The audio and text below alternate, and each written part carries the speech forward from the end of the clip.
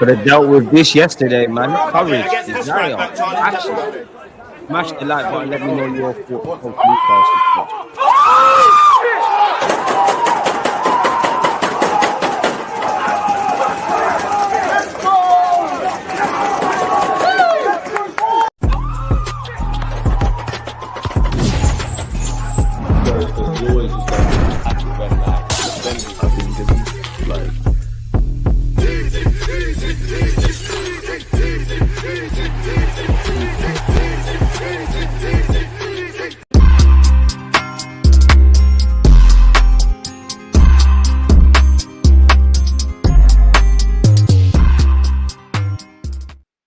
Boy, what an eventful last night it was, but it's the morning after, people. And on that, people, Deluded, I'm back again. Win, lose, or draw. Appreciative to have you lot tuned in with myself. If you're on Twitch, big up. If you're on YouTube, please make sure you're smashing the like button, people, and get the creative juices flowing. Now, I want to hear your post-Newcastle thoughts, what you mean, what you think that means for the title hopes. We know the summer window is gone. January is gone. We've got what we've got, you know, which is dire options at the best. Martinelli's joined the long list of players that are injured. We're going to Dubai, and if I'm honest with you, I think I got a video coming out where I've condensed kind of my thoughts in relation to Arsenal Newcastle. I definitely did a reaction video. Again, if you follow me on Instagram and TikTok, Deluded Gooner, you would have seen me again have a bit of a waffle about Newcastle. So I think I've got it out the system. We're at where we're at. It is what it is. We're out of a trophy. You know, for me, in short, somehow I'm very disappointed that we've managed to be worse than we were at our place, because there was not positives, but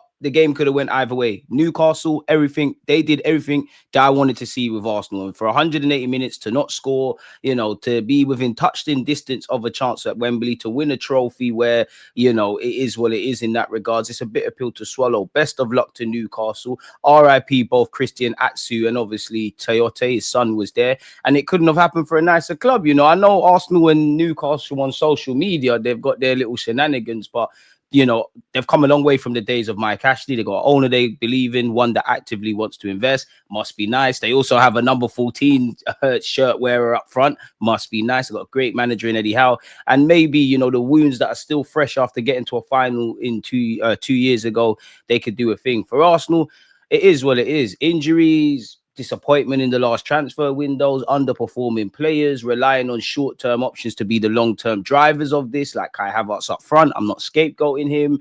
Still relying on the same individuals. Everything went wrong. I would say for the players yesterday, the vast majority of you know what Newcastle's about.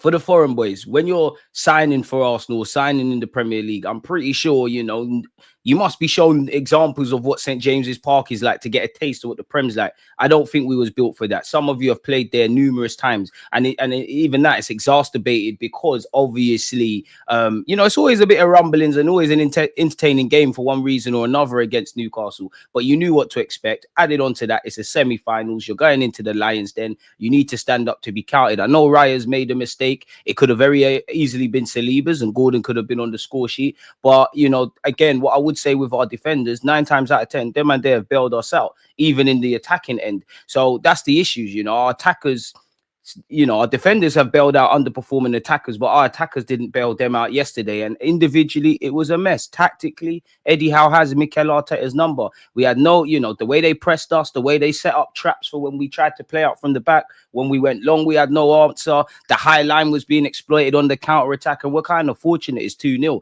You know, you would have thought Newcastle were the team that needed to overcome a two-goal deficit. And again, whether it's because of the summer, whether it's because of January, obviously, if you isolate that individual game, no two games are alike. But in terms of not necessarily defending as good as we can, having chances and not taking them, not putting the ball in the back of the net, and not really creating clear-cut chances, I feel like I'm watching the same thing where Arsenal's concerned week in, week out. Like, Odegaard should have scored. The man said it himself. We know that. But at the same time, how good of an opportunity, and I'm not excusing Odegaard, I'm highlighting the lack of creativity and the healthy randomness. Like, we're relying on a 17-year-old, big up Ethan, through no knock of his own. It's going off target, hit the outside of the post. It's an issue, man. So The winners win, the losers explain. I do think we looked a yard off the pace watching the game again. I do wonder how we were like physically against, the backdrop of the Man City game and this game coming early. That's no excuse to perform how we did, because if we won, we'd be waffling. And again, to see what Newcastle, not as much injuries as us, but they were missing a couple of players in the first leg, dealt with us. They were missing Joe Linton, which a couple more man would have been injured if he was there, dealt with us. Clean sheet. No goals from an Arsenal perspective, a perfect 180 minutes. And them Newcastle players can sit back, relax, stay humble, as Gordon says. I actually think Gordon was just saying that, but with the whole stay humble stuff in football nowadays, that's going to be attributed to us. They can sit back and relax, and they're either going to be playing Spurs or Liverpool in the final, people. I'd rather them play Liverpool. I don't want Spurs in the final, but then I'd rather them play Spurs, because it would be nice to see Spurs bottle it at Wembley. And respectfully to Newcastle, it is a cup game. Anything can happen. Liverpool fans are noisy, Newcastle fans are noisy, but I give them more of a chance, evidently, against Spurs, man. So, yeah, man. Man said, hold that and stay humble. Fair enough, mate. As long as you're smashing the like button, mate. Locked in, appreciate you. Why do you think why do you think rivals like to see Arsenal suffer in particular? I literally see rivals join up against us. I don't know. I do think some of our fans on social media are quite special, but it comes with the territory. Brian, I'll be real. I don't give a flying monkeys about validation from anyone. I'd very much doubt that Man United were universally liked when they were dominating, when we were winning trophies. I know they paint the picture that Jose was liked by the media in the Premier League, but he was killed for that. It comes with the territory, really and truly. And to be honest, even with us being crap, we've ruined a lot of clubs' days, really. So yeah, and also the game's the game. You're out of the cup. You have to hold your licks in the same way we was doing it all against City. We've been laughing at Man United and Spurs. You have to hold your licks, man. They don't have to like us. Word to George Graham. It comes with the territory, man. It is what it is. One thing I found weird is that I'm seeing Crystal Palace, Newcastle, Brighton, West Ham fans joining in. Like, I hear it. Arsenal fans can be a bit weird, especially the social media ones and those that are prominent figures. But we don't even know you guys like that, really and truly. But it is what it is. Our fan base is too soft, man. Too many young, gullible people nowadays. I feel there's a lot of where Arsenal content, where Arsenal talk is concerned, there's a lot of dishonesty, People like to hide behind XG and this and that and the third, and it's almost like they insult our intelligence in that, that just shows us we got a good base. But the hardest thing to do in football is to play simple football, and the even harder thing is put the ball in the back of the net. So we're going to keep seeing performances like Newcastle. We're going to have the outliners like City, maybe not smash up City 5-1, but that was there last year. The Turner last year, turning up at clubs, away grounds, scoring bare goals, emptying them out. But there was still West Ham at home. Go and watch them highlights from last year if you don't know what I'm referring to. There was still Liverpool. There's still these things. We're the second top goal scorers in the Prem. We will score goals. The goals will be spread around. But then part that off on the side, you don't have a proven goal scorer. And if Bukayo Saka isn't there, is Pete. I don't want to hear about injuries, because these are questions that we said going into this season. These are things I said if you go back in my videos in the summer, and a lot of you agreed. We signed up for this. You've missed the ball with 2 transfer windows. Whether it's Mikel Arteta, all the cronkies, you've missed the ball. And for me, I don't get upset no more. I can't keep getting upset not seeing Kai Havertz put the ball in the back of the net. Any team that wants to win trophies with him up front, and I'm not saying get at Kai, it's a fallacy. The very fact that I have to sit here and say Kai Havertz is, in my opinion, probably got a lot more goals than some of his colleagues, bar a few, or Bukayo Saka, is a lot more reliable than them. That tells you the issue. It's a fallacy. This club is cool with top 4. Another team would have sat there in the summer. And now when I say cool, I actually think it's more of a case of how Mikel Arteta is going about things and the players. The owners, top 4's a shoo-in. Mathematically, I don't know, and I hope I don't get egg on my face. Top 4's a shoo-in. They don't care. If you win a league, if you win a League Cup, great. If you win a Prem, great. If you win the champs, even better. But that's it. Because you don't have the summer market finishing 2 points off City going into this season. You don't have that January, and people will sit there and I do agree with it in principle. We don't want to sign players that don't improve us. We don't know who's on the market. It's a difficult market in isolation away from Arsenal. I believe in all of that. But then when I look at my club, really, if we was a prime Man United, City, Arsenal side, any Barcelona, if we had them kind of squads and those 11s, I would hear all of that stuff about you can't buy players to improve us. Really. Kai Havertz up front is pulling his weight a lot more than other people, and there's issues in that. Ethan's been in the first team 5 minutes, and we've probably got the more faith in him. Really, there's no one. If you got 40 million for Ollie Watkins, you can find some level of project player, whether that's an inside forward or forward. We're down to our bare bones, and everyone assumed no one got injured. And Arsenal fans fall for this. The mad, we're going to do the mad thing in the summer. The fixture calendar list is less congested. Bit, all it takes on top of that, bit more positive diagnosis in this case where Bukayo Saka and Benjamin White are concerned, and they lap it up, and a lot of them deserve it. There's a lot of Arsenal fans who I feel are quite dishonest. We're talking about the positives at this club, but there's also a lot of positive, negative stuff. And there's also fans who just enjoy the journey. I get it. We've come a long way.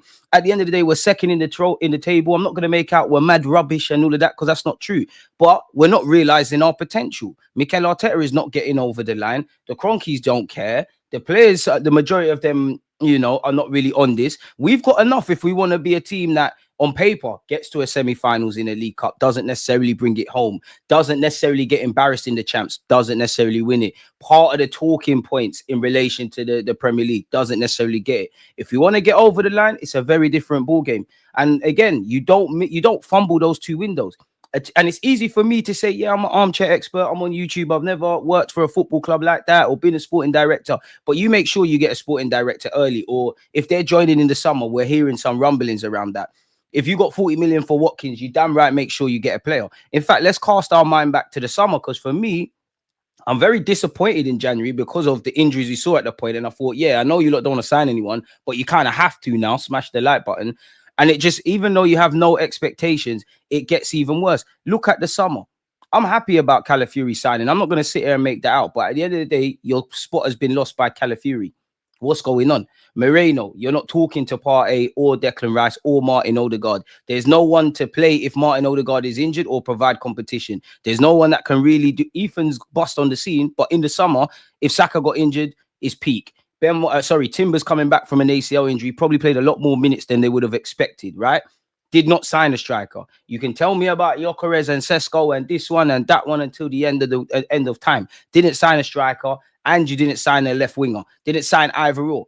You can hide behind 90-odd goals and all of that. And I like the fact that we got 90-odd goals. We can score from set pieces. The goals are spread around. But you see, if you want to win a league title, you need killers. You need that striker that's going to get 20 league goals or a respectable amount. You need Saka to keep continuing. You need someone on the left-hand side that's going to do what Bukayo Saka can do, or even 50% at this moment. The Trossards, the Martinellis, the Kais, they can all contribute, but they're not the difference makers. We take short-term solutions, which initially Kai Havertz was when he went up front, bearing in mind we all know the centre mids, and make it a long-term option and hide behind he's found his feet now, the fans are fucking with him. Second half of the season, he did well, which big him up for that one, yeah? Big him up for that one. But going in for 38-game calendar, the Kai Havertz's, the Trossards, I don't necessarily believe this with him, but Martinelli, these men will get double figures in all comps. We will batter teams. Again, I don't expect us to beat City 5-1. But you see the City, the West Ham, them kind of outliers where we're scoring bare goals. These players will score in games like that. There'll be 3-4 games where they're unplayable. But you see over a 38-game calendar, and I'm not trying to be harsh. This is just the reality in the day and age of fine margins, which we waffle about. Who's really getting over the line? Who's really making the difference? For the vast majority of the campaign, Saka's going to do that. You're going to get a level of performance from Declan Rice and probably the whole of the defensive third. Raya has to hold his mistake, but Bearman made mistakes yesterday that could have been capitalized. Saliba could have easily been the fool guy where he's fucked up. I'm seeing players swipe at crosses, swipe at passes, overhitting, underhitting. We're going long against these monsters of Newcastle. We've got no solutions when they're pressing us and playing us. You throw in the energy and the psychological stuff of it being the semi-finals in St. James's Park. The players, Mikel Arteta, it's unacceptable. The owners, you're on a joke thing. I know. I can't just sit here and blame the owners. They've given the gaffer money. Isolated to the controllables that Arteta can control, you fumbled the bag. The owners don't give a fuck. An owner that cares sits there and goes, right, you know what, in the summer, let's cast our minds back to the summer going into that window, right? Let me have a bit of my coffee. Don't forget to smash the like button. But as I was saying, a club that is serious, you go in the summer, you think, oh, we finished 2 points off City. We've been flirting with it. We didn't get embarrassed in the champs. But what if we had players with the X factor that they speak about? What if we had more depth? You sit there and go, right, we didn't have that many injuries, but Partey, Tomiyasu, Timber are 3 key players of Arteta's side. Arteta has said at the beginning of the year, we've got one of the smallest squads, something he said at the end of 2024 and something he said in the build-up to the City game. In fact, he said in the City game, we came into the season trying to compete in 4 trophies with 19 players and 3-4 long-term injuries. That tells me they sat there and said, we've had enough, we can get top 4. So the onus comes from the owners. Clearly, on reflection in the summer, is a case of too many chefs in the kitchen spoiling the pot. Clearly, Edu had different ideas to what Arteta wants. I genuinely think Arteta needs to be a bit more humble in a sense of, I do think there was probably players in January suggested to you, you weren't on it, you didn't really want them. But at the same time, if you were sitting there saying, brother, come man, we need a gunman number 9, we need investments. And if they're not bringing the peas in, then I hear it. But at the same time, as much as I'm getting at the Cronkies, they can sit there and say, look, DG, I hear that, but let me reason with you. At the end of the day, we gave this novice manager as much money, as many defenders, as many goalies as he wants. You're second, you know, we've given him money. You can't sit there and blame us. This is why it's a mixed bag, man. It's a mixed bag. It's not serious. It's comfortable. Everyone at this club would like to win. They don't want to win. And I'm not one of those Arsenal fans that sits there and says, you know, I'm going to, you know, we have no divine right to sit here and be talking about trophies and silverware. We've never been a team that consistently wins it. We've won stuff, but we're getting close and then we're getting far. We're half stepping. We're half moving serious in terms of how we play in isolation and players we sign. And then we're kind of divvying and dallying. As I said a few weeks ago, or even last week, if Mikel Arteta, the recruitment staff, the Cronkies, not that they ever would, if I could be sat in a room with them and ask them genuinely, do you think you exhausted all of your options and did all you can, not only in the summer market, but in January? If they say they can, fair enough. Then I think, then I know it's incompetence. But I don't think they would. I don't care about context, and we tried. Of course I do, and you can see I'm a balanced individual, let alone content creator. But at the same time, football's a results-driven business. Football does not care about across the 2 legs, which I think we were shit against at Newcastle yesterday. Football doesn't care about your XG. It doesn't care about injuries. It doesn't care about if we had Saka, this, that, and the other. Doesn't care about in the first leg that Bradker hit the post. The winners win, the losers explain. The only explaining I've seen from Eddie Howe is saying as soon as we saw City get smacked, the work started. Big up Eddie Howe. They done a new, you know, psychologically, all their players were on it. The fans did their part. The players did their part. You know, Eddie Howe's a good manager. But he done a new system. And you look at Eddie Howe's record, which we've got a lot of tabs. Tab police, look away because you're going to take me to prison. Yeah. Everything was spot on. For me, I get angry when it's, as I said, we've got no divine right to win games and win silverware. But for me, it's all about the performance. You can't control anything other than the performance. I would still be angry. But had we have lost 2-0 and I can't ask anything more and Newcastle were just the better men, fair enough, back to the drawing board. The first leg was not a performance of a team that wants to be in a final. The second leg was not of a team that wants to be in a final, let alone wants to overcome the 2-goal deficit. And again, I can't forgive it, but I can forgive if you go into that game and you're not prepared mentally of what I expect you should be against at St. James's Park. Only Anfield talks to St. James's Park in terms of nastiness. But you see when VAR, which was the best defending on the night, you see when that goal was disallowed, yeah, everyone's alarm bell should have went up. That nobody had any answers.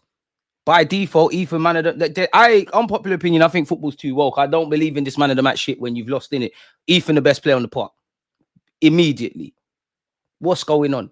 It's the same old suspects when the 1-2 reliable players in this team are not doing their job or having an off day, which man, them are human issues. Even the first goal, I don't even remember if it was the first. I think it was Murphy's one. You know, it's come from, like in the first leg, it's come from a long ball. We're not following runners. Saliba, again, Isaac dealt with them. You know, there's no shame in that. Saliba and Gabriel, you can count on one hand how many times that's happened. You got dealt with. Isaac, Gordon, Murphy, bad boys. But Saliba's stepping up. There was a bit of fortune, but you make your own luck. Saliba's stepping up. Timber don't know what's going on. Gabriel don't know what's going on. You don't know I love Lewis Skelly and I'm not blaming him, but this is where the rare occasions I need that young man to think like an organic left back.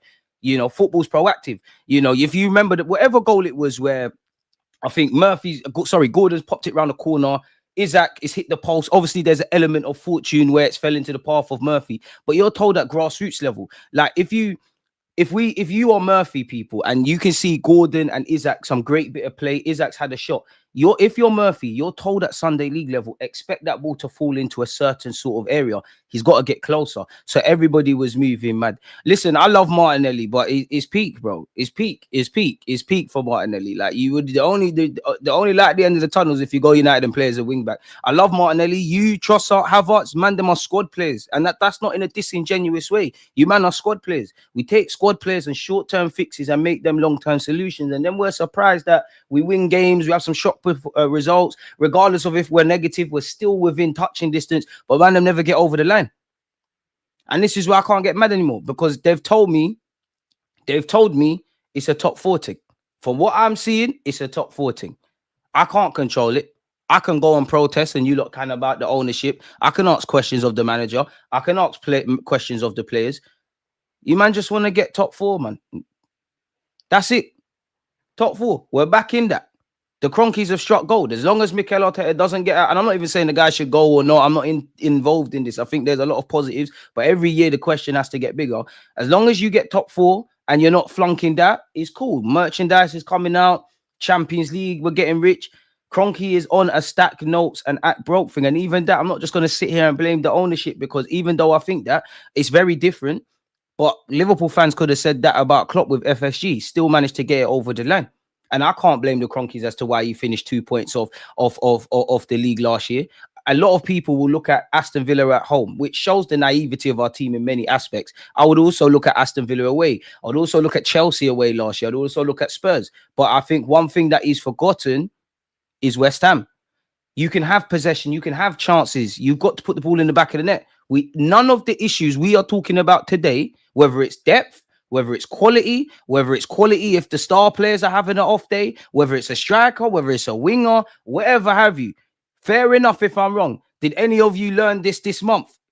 I know we've just touched February. Did any of you learn this in 2025 so far? Or did we know this in the summer, let alone before that?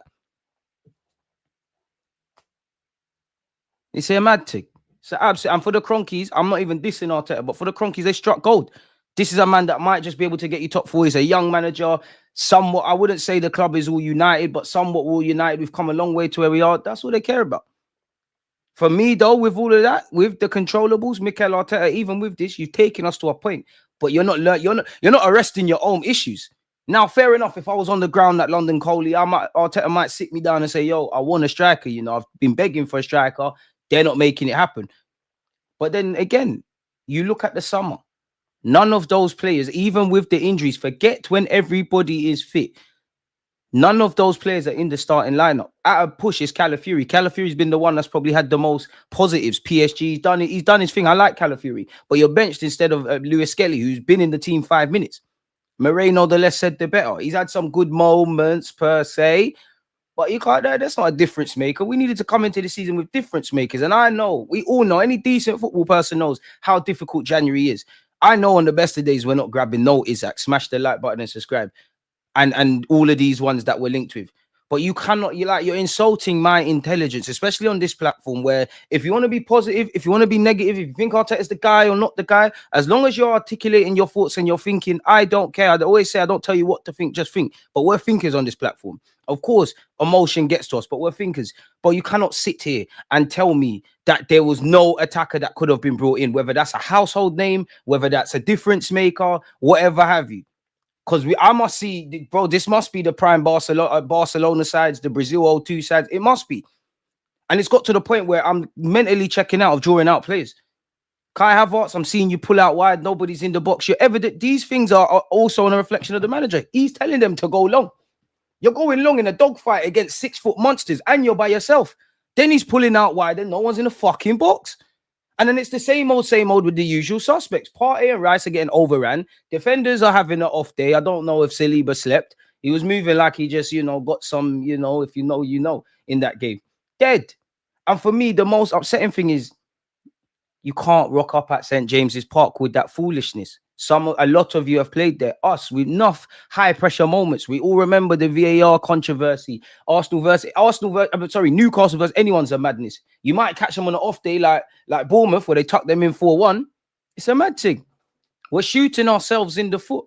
And I'm not on the blame game. You can't 100% blame the Kroenkes. You can't 100% blame the players. You can't 100% blame Mikel Arteta. They all interlap. And you lot tell me about collaboration and we're all in this together like it's high school musical. Then you all have to hold licks. I always give the example, you know, for those of us that haven't got our grandparents with us anymore, RIP, may their souls blessed in rest in eternal paradise. But I know my grandparents. Like, I come from a big family where there's bare cousins. I used to like going to my grandparents' house because obviously you're running up and down, you're having fun. But if we're running up and down and somebody breaks a vase or someone breaks something, my grandparents are not asking who did who, whatever. If you're on the scene, you're in trouble, bro. You're getting beats. And you're getting beats if you do the telltale thing as well. But yeah, everybody's in this. And me as a fan, I don't know what's happening. I can only look at what these men say and what's going on.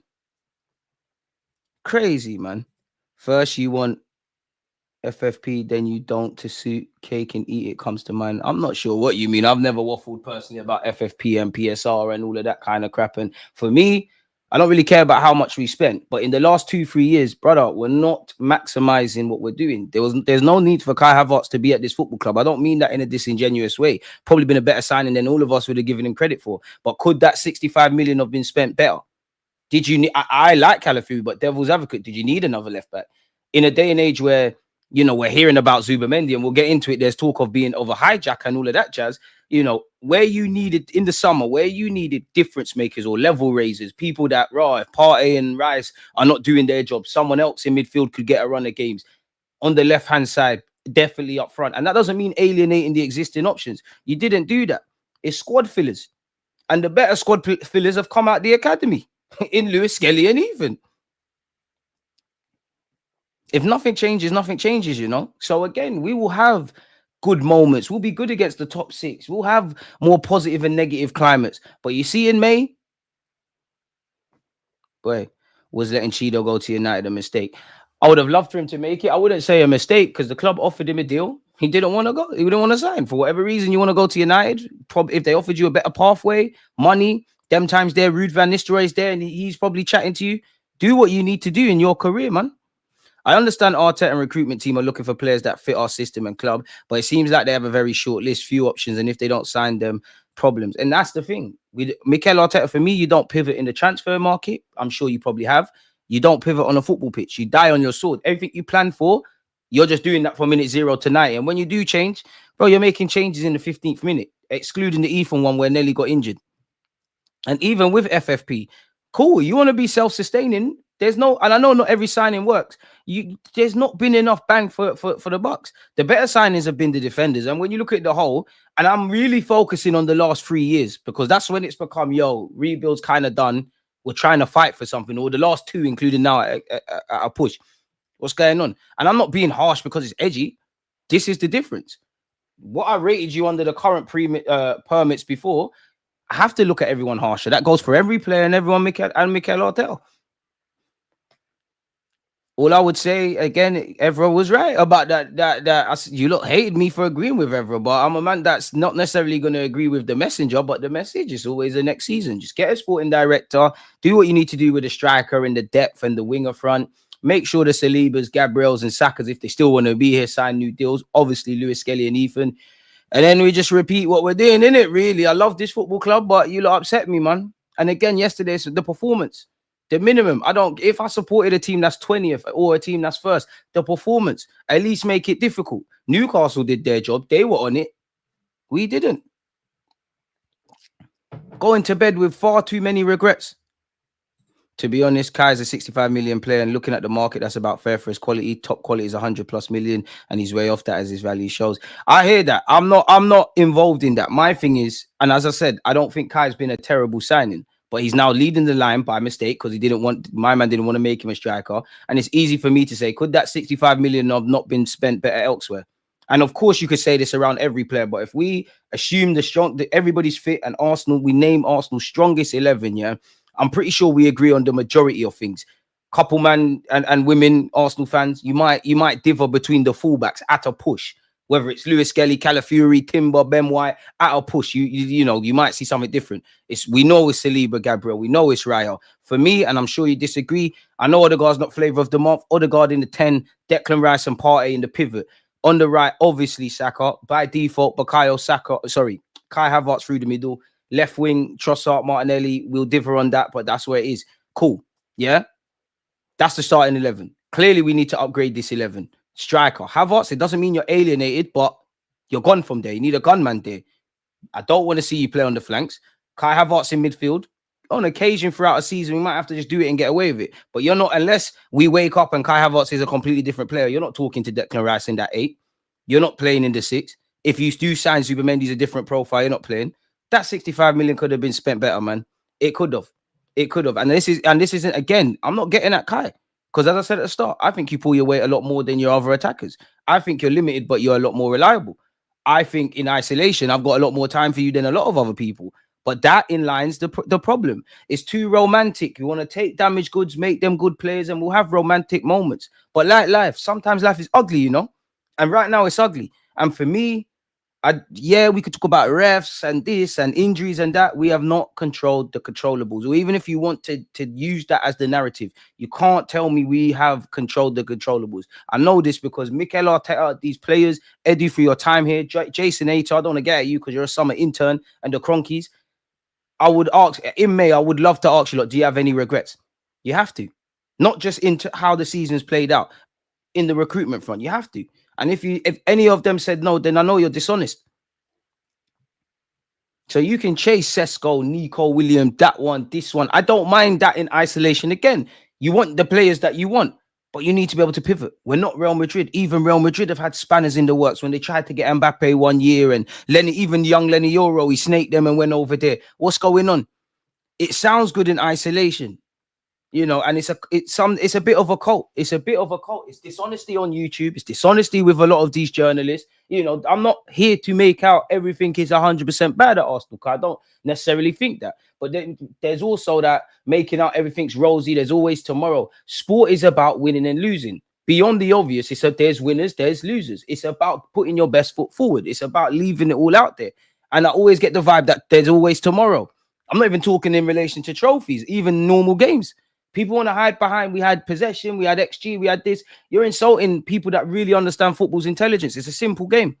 You lot know me. I love stats. I love all that XG stuff and all of that. But you see me, I've got 2 eyes, you know. Is what it is, man. Fans got no choice but to accept it, man. That whole boardroom never gets revamped. How is the managing director, Richard Garlick, best work experience, West Brom, working at Arsenal? To be fair, that's football. But let's be honest. You've got Arteta, that's done a lot of good, but a lot of bad. You had Edu, you don't really know what's going on. You've got Jason Ito, a summer intern.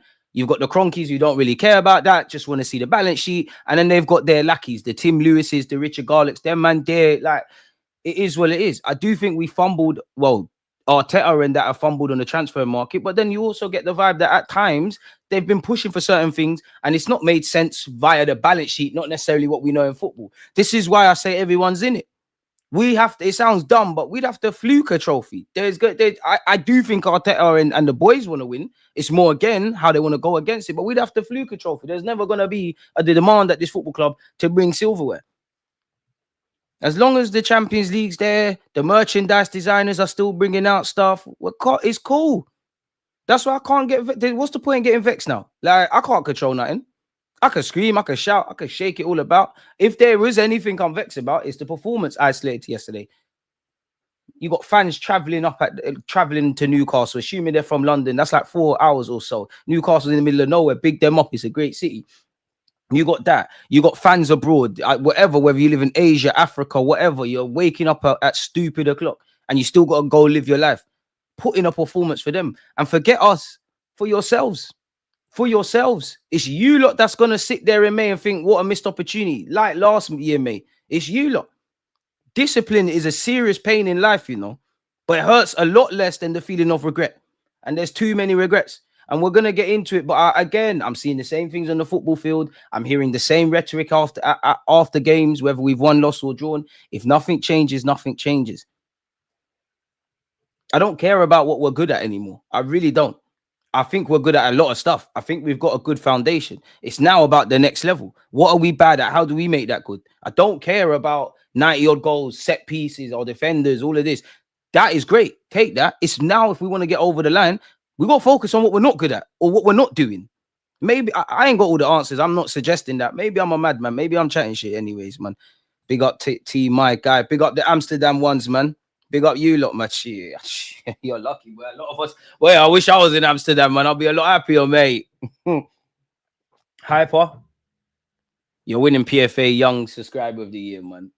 Well, you're not young, but you get the point. 3 windows. In a circle, you did try to tell me, man. I was a lot more optimistic. Calafiori been brought in to replace Saliba. He's a centre-back by trade. But left side, right side, I don't know. The 90 goals is a smoke screen. We scored 36 of those in 6 games. And that's what I mean. I don't even think it's a smoke screen, but I just think man are looking at that and thinking, yeah, it's cool. You're not looking at when the goals came, how the goals came, who got the goals, what is their form telling you. Because whatever people want to tell me, Saka's the only one that's going to do it with the majority from now to the end of the season. You don't know. Trossard's a good player, but you don't know how many goals he's going to get. You back him to get a decent amount come the end of the season. You don't know what he's going to get. Martinelli, the less said, the better. Kai, you're pulling your weight a lot more, which is an issue in itself. Jesus, get well soon, but when fit, myth. It's too romantic.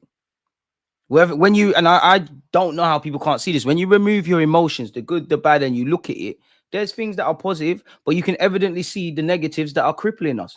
And this is probably, out of everything, this has probably been the worst title challenge isolated to the Premier League of the 3 years, because at least 2022-23, we was not only playing attractive football, which we were kind of terrible in the second halves of games.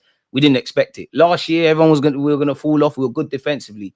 I only speak for myself. I have not been happy since the Wolves game at the start of the season. I feel we've started, you know, in life, they say start as you mean to go on. Of course, there's been some good moments. Top 6, we've been doing what we need to do. Yeah, there's been some late goals and stuff. I think about the Liverpool game, but we've been doing what we need to do. There's been some good moments. PSG in the champs, I would say that as well. Not got embarrassed in the champs. Lost 1 game at the San Siro with a dodgy penalty. But the same issues have been there. If you lot care enough, because we ain't got a game, I promise you we can go and watch games. I might even do a video specifically on City and Newcastle, because I think both of them games show the good, bad, and the ugly. And actually what I'm waffling about, DG, why don't you take the sporting director role? I ain't got the credentials for that. I'm cool to just sit here and do my thing, man. Newcastle game was decided at the Emirates. Second game, we had a small chance, didn't happen. So I'm moving on quickly. Salute to DG and all the work providing us with content. CS, I have to say, big up you lot. If you lot weren't here, there'd be no point waffling and rambling. I'm sure I've got a more condensed video in relation to my specific Newcastle thoughts to come out. 5 p.m, I'm going to have Jess, aka She Knows Arsenal. And then we're going to go over to her channel at around 6. That will take me to around 6 or 7. We're going to be watching Liverpool against Spurs as well, people. So the content never stops, man. It never stops. And I'm in talks with some other content creators to get you lot some, you know, the grind don't stop, man. And that's because of you lot. So if you're new here, you know you got to hit the subscribe button, man. If you haven't hit the like, what are you doing? Pardon me. Giving money, making the correct decisions. DG, do you think if we kept Edu, he would have signed players? No, not really. You might have signed players, but you've been here when we were worse. Remember when, ironically, we've been talking about Newcastle and I just mentioned Spurs. Do you remember that? What was it? 2022? Whatever January, I think I might be making all of this up, but I'm sure Spurs signed Bentancur and Kulusevski. We were linked with Vlahovic. We didn't sign no one. And top 4 weren't a shoo-in. I mean, obviously, we didn't get it. We got mashed up by Newcastle and mashed up away at Spurs as well. If you're not going to sign players then, when we're it's a lot more muddier, why would you do it now? On the face of it, you're second. I don't agree with this. But the truth is, you did get to a semi-finals. We all know it wasn't a performance that you do in the semi-finals. You got to semi-finals. Champions League has been relatively plain sailing. Why would you want to act? If you didn't act then, why would you act now? Big up, I'm bitter. I know you're a new recruit here and you've been part of the support. 22 players brought in under Arteta in 5 years. This is what we get. To be fair, though, it's mainly the last 3 years in relation, and specifically this year, that I'm judging Arteta harshly. Some of the things needed to happen. Not everything's been perfect. Mistakes have been made, but you've got us to this point where we're second, and there's a lot of things that people envy us about, and we're doing all right. All I care about is next level now, because it's stagnating. We've dropped off a cliff defensively across, and you lot tried to get onto me when I said that. I don't care what, you know, because even a lot of you that will say we will see, I might be tweaking about needing goals, and a lot of we need a striker. We're second for goals or something in the Prem. So when are we going to stop lying? When are we going to stop lying and making out everything is terrible, or trying to make out that everybody's losing their marbles when they want a striker? When is all the talk across any social media, any media or any sporting platform, when are people going to be honest about this football club? Because it's frustrating. It really is. Especially in the media, when man make out, you know, when people make out everything's perfect. Because every now and again, you know, when your mind gets a bit twanged, you start thinking to yourself, oh, you know what? Maybe I am tweaking. Boy, Board could sack Arteta and this fan base will make a celebration partly to just end up. Again, even that.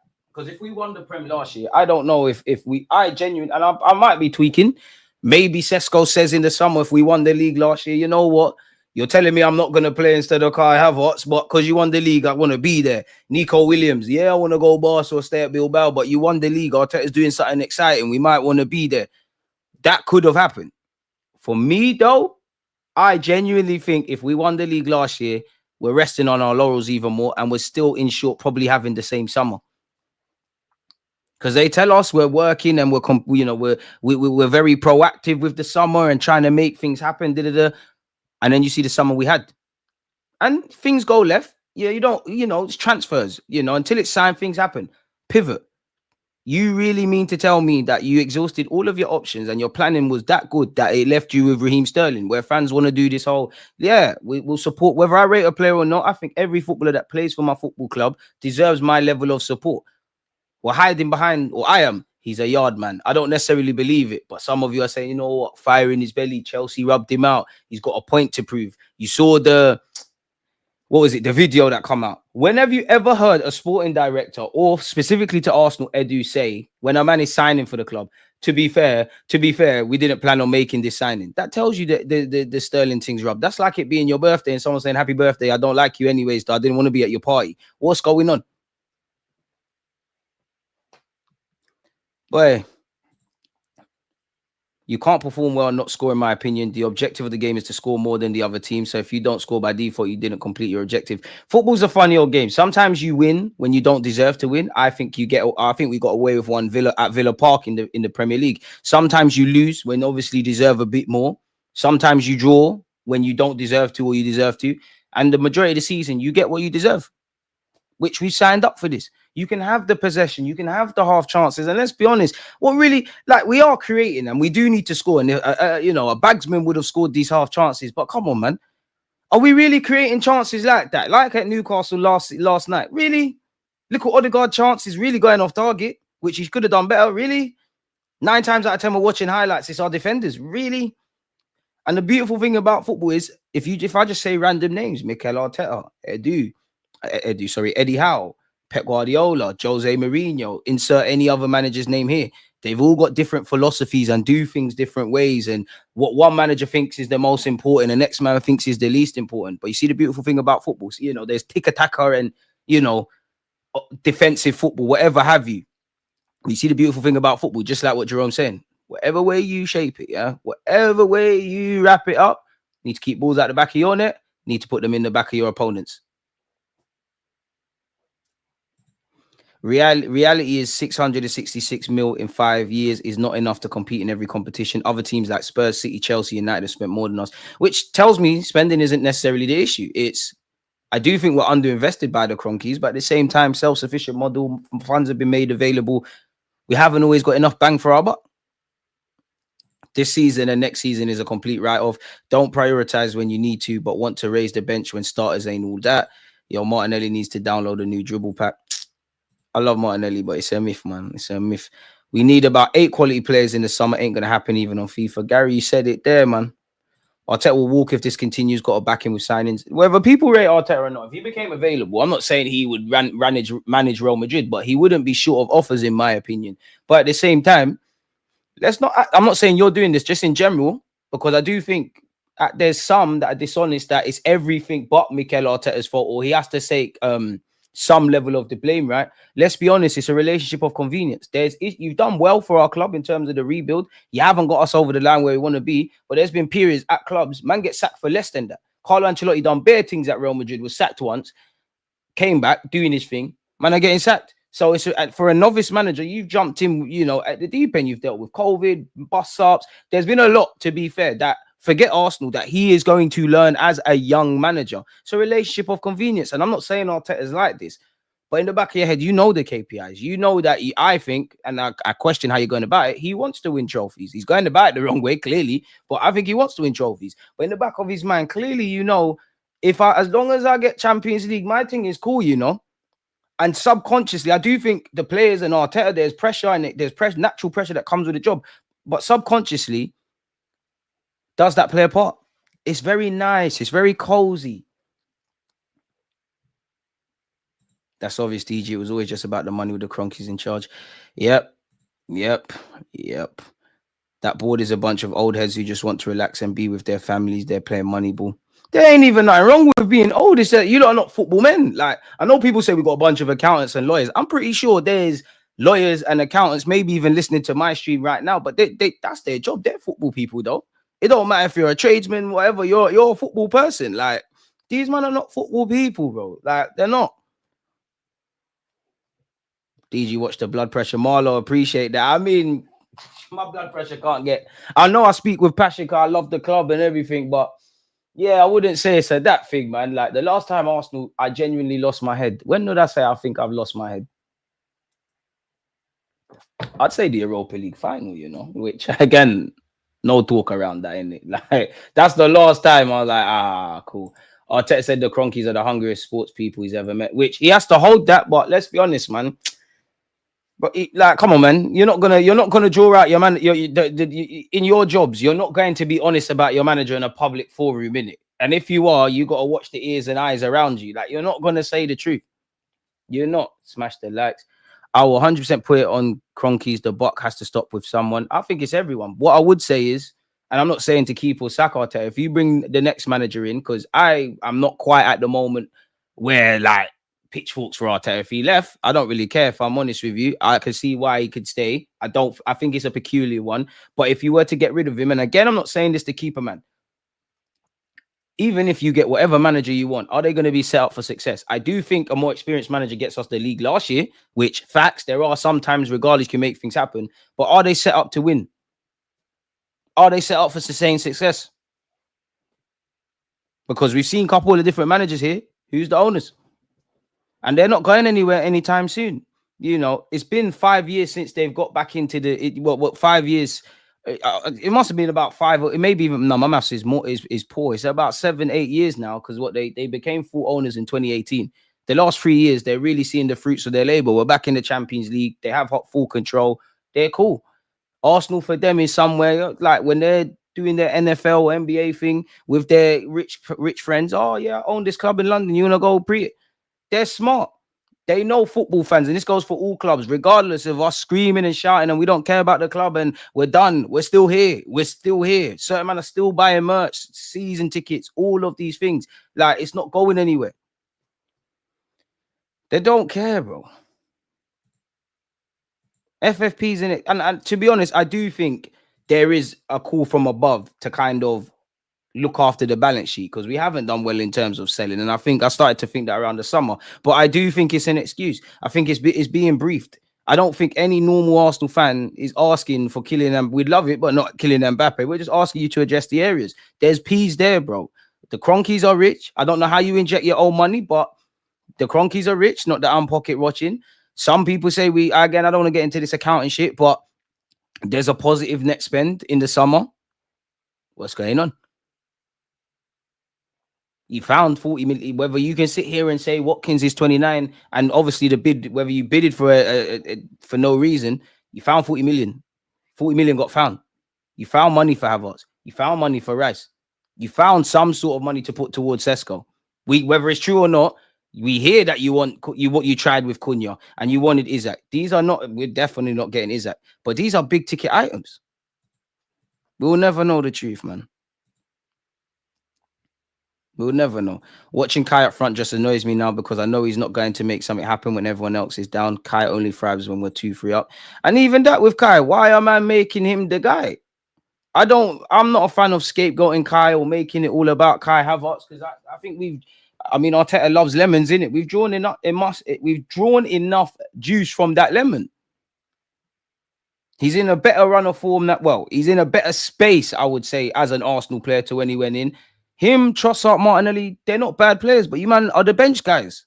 If your form is out of this world, like Kai Havertz at points of this season, and we bring a new striker, great, you don't deserve to be dropped. What's going on? People want to say, oh, where's Kai going to play? Oh, if you do your job, it does not matter. It really doesn't matter.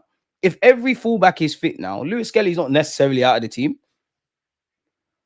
Boy, anyone who defends Edu, this guy didn't get Havertz as a number 9, but as a Xhaka replacement. No scout doesn't do the background on risky players. But at the same time, as we've probably seen this, as we heard this January, you know, the tell thing could have been on the table. Arteta didn't want players for the sake of it, whether he's good or not. Nobody's arriving at this football club unless Mikel Arteta gives the say-so. And nobody can tell me Kai Havertz, a bit like what we hear with Ollie Watkins, Kai Havertz has to be someone that divided opinions in the boardroom about him. He's not here. We hear the same thing. We see it in the Athletic. There was reservations about Calafiori and Moreno and Kai Havertz. Arteta's the one that pushed. That's your guy. He's our guy. He plays for the club, but idiot thing. We need to have options. Stop chasing the same players. I'm tired of hearing Isaac and Williams. But it's peak. Really, the main blame, in my opinion, are the owners. Profit before success. We're just random corporate assets to these guys. We are. And that's why I try not to get vexed, man. Because we can't change it. It is what it is. And I do agree with this, Gary, man. Some younger fans have this weird attachment to Mikel Arteta. Like, I'm not talking about if you think he's a good manager or not. It's like, probably love him more than your own dad and you fancy him, really. Which, for me, I'm not like that. If you rate Mikel Arteta, hold him to high standards. The same way I rate Wenger, the same way I rate Pep, Klopp, and all these guys. And if you support any of the clubs that these men have managed, you're going to hold them to high standards. Obviously, I'm not saying City fans are saying Pep out, Pep this and that, but my man's done bare things in the game. Tactically, he's amazing. So naturally, when they find their way as to where they are now, they're going to say, yo, what's going on? It's a multi-layer issue, man. Bumpy, appreciate the super chat. This morning, some man want to look in the mirror and ask yourself, what do we really want? Bumpy, there you have it. I think the one love for the super chat and the support. One person that won is the Cronkies, bro. Could manager seen second, yeah. Arteta, make sure you get us Champions League. Because what's going to happen in the summer? Assuming we finish second, you know, we're at the FA Cup. What? We got to the semi-finals of the League Cup, at the FA Cup, finish second.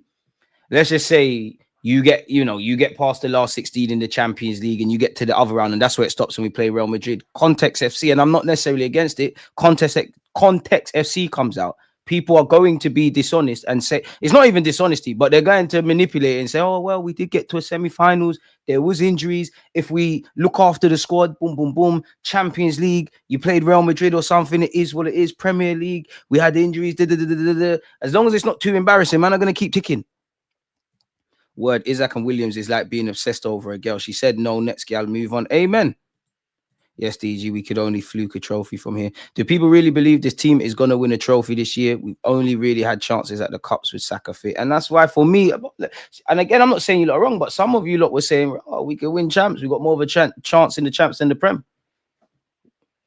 Pardon me, where it comes down to fine margins, where it's not about being the best team. It's about putting the ball back in the net, bopping to the next round with no Bakayo. I love Ethan and Lewis Skelly, but you're asking 17, 18-year-olds to dictate the result. You got no sporting director. And this is all when we're second. We've got a decent run in the Prem. We have got to a semi-finals. We're fumbling. We've done so much to get here, and we're ramping now.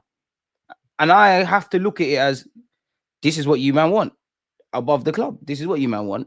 It can't be nice for the players, bro. You're always so close, but so far. 4-play FC. Where pre-come? Not breathing up nothing. Let me stop being silly, man. I have to make myself laugh, man. I have to make myself laugh. Being a clothes designer at Arsenal is calm gig. Always got requests, never out of work. And you know what's so sad? The thing is so wavy. The stuff is wavy. Even the hoodie and all of that. The clobber is great stuff. It's expensive as hell, but it's great stuff. It's a mind games, man. It's a mind games. Agree, DG. After 64 years of Gooner. Andrew, big up yourself, veteran in the chat. I've seen a lot of managers' trophies, different owners, stadiums. Football has changed for the worse. It definitely has. Football's a franchise thing, bro. I don't think there's obviously some exceptions, yeah. And I would say mainly the Saudi dons. And I think the Saudi dons are on it because they like football. And like, I don't know. Let's just say I'm the Saudi don that owns Newcastle. My brethren owns City.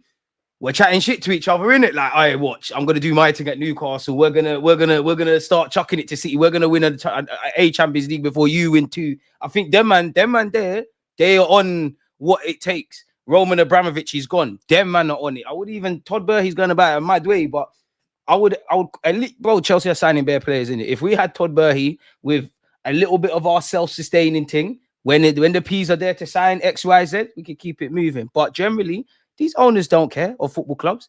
Ineos, Glazers don't give a flying fuck about if Man United are the top dons anymore. Cronky therefore don't give a monkeys about us. And I would, you know what I'd say as well?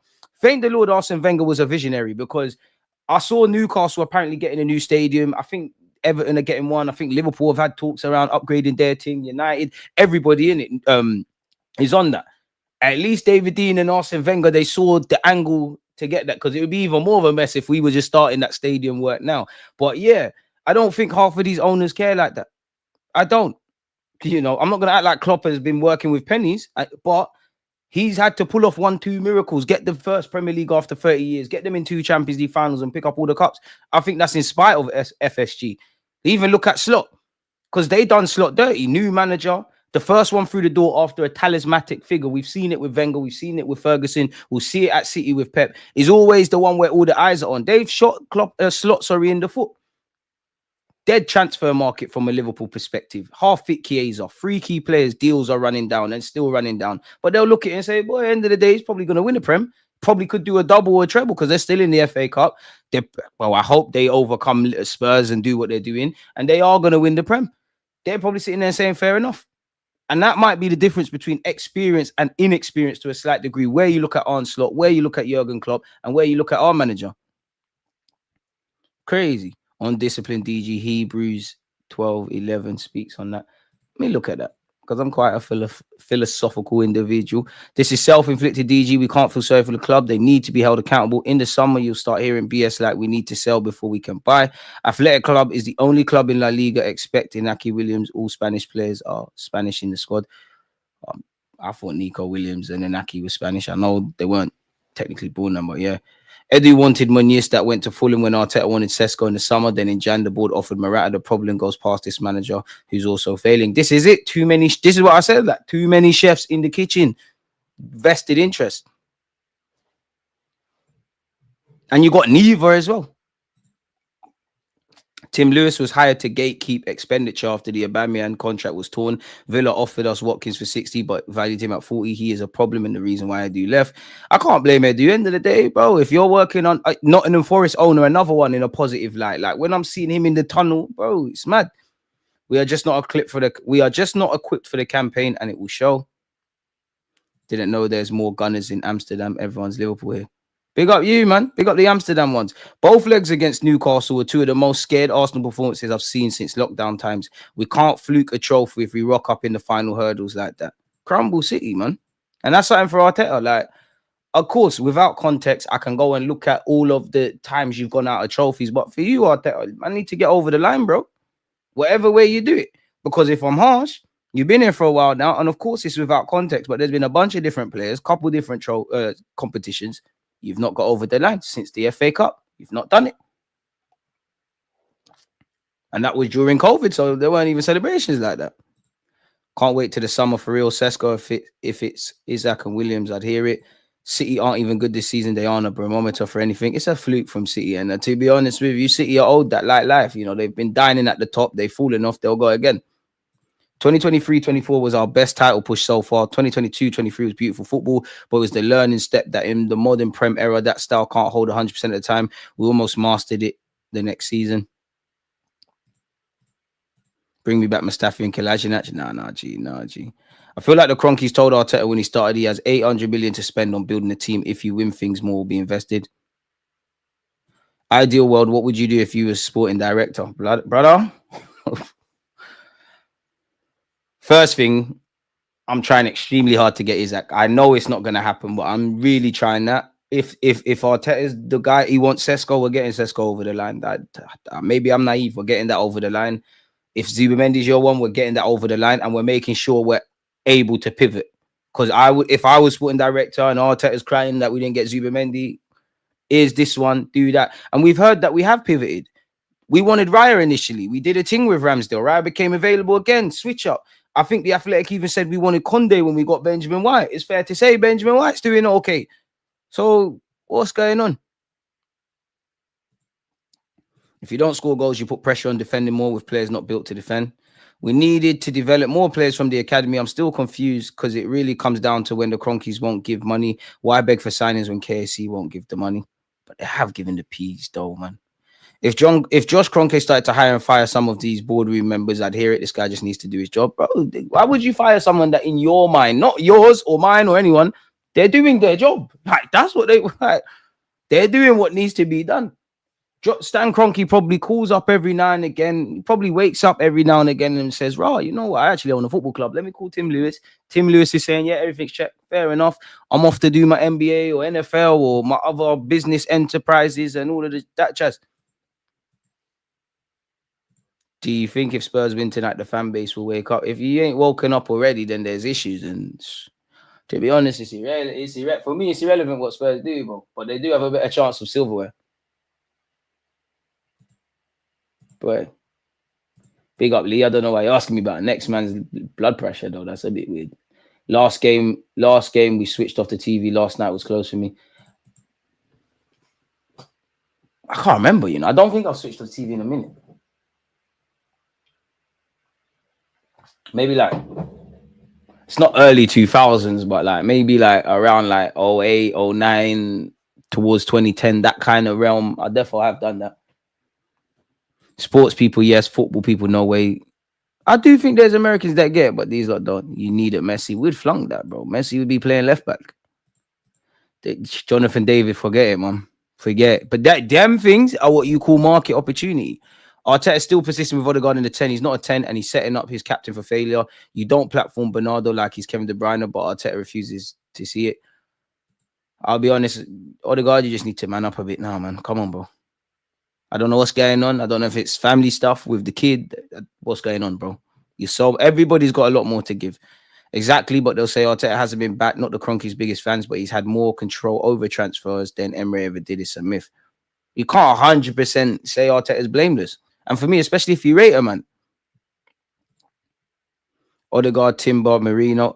To be fair, you do hear Odegaard, Edu wanted that, but these signings did work to a degree. We're trying to get too many jack of all trades, and I think we're at that. Obviously, you need a couple of them guys, and players are versatile, right? But clearly, whatever Arteta wants from a striker, you want him to drop in midfield, you want him to work the channels, like Isak does. That's all great. It's amazing. The man needs to do his job, put the ball in the back of the net. You want your wingers to do all that crap. Make sure they can score goals. Because, of course, I'm taking it without context, but really, you haven't replaced Granit Xhaka. You haven't replaced Aubameyang. Shit, you haven't replaced Lacazette. The club's making me think mad things. And when you deep it, yeah, have you replaced... It's going to sound so mad that I'm about to say this. Have you replaced Eddie Nketiah? People forgive me. I watched the Newcastle game again, and before I went to bed, brushed my teeth, prayed, I was watching Eddie Nketiah Arsenal highlights. Bearing in mind, he's the last person I've seen score a hat-trick, you know, off the top of my head. It's mad. At least, and again, I'm not trying to rate Eddie. It's mad. But when you deep it, at a point, we had Gabriel Jesus, Kai Havertz, who obviously was playing up front, and Eddie Nketiah. You let Eddie go, which I'm not criticizing, but you didn't bring a forward in, so you've got less numbers.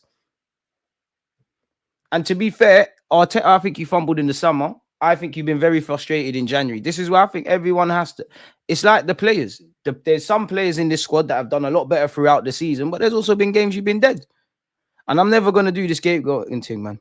Let's talk sports. No trophy is coming this season. But we can win the champs. All right, listen. I've said I want the champs. I'm jealous of seeing Chelsea win it on a Bandulu one. The last two times in my life, I've seen United win it. John Terry slipped.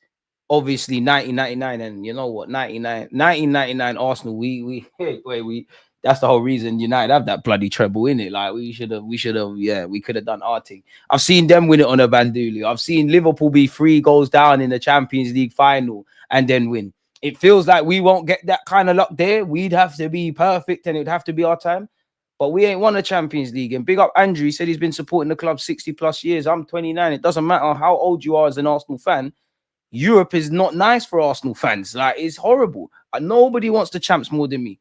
But what evidence is there to suggest Arsenal's going to win the Champions League? And by all means, clip me up if we win it. I want to win it. I want the biggest trophies, the biggest competition in football, excluding the World Cup. But what evidence? We're not defending to the high standards. We're not attacking to the high standards. Starboy Saka's out.